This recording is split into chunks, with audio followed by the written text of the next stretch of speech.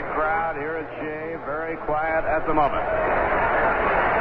2 men away, the base is loaded. Now the pitch. Swing and a miss. They bring him in even with the bag. Now the stretch. And the pitch. Fly ball to center field. Should retire the sack. Hahn is under it waiting. Taps the glove. Makes the catch.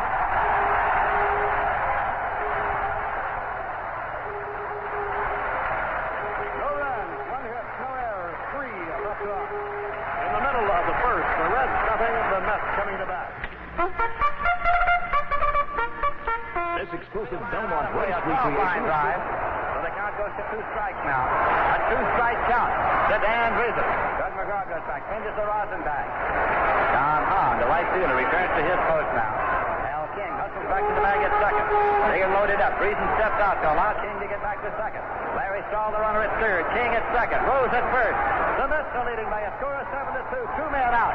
Doug McGraw gets the sign. Goes into the motion. Here's the 2-strike pitch. Swung on, hit on the ground towards first. Miller has the ball. Looks to McGraw.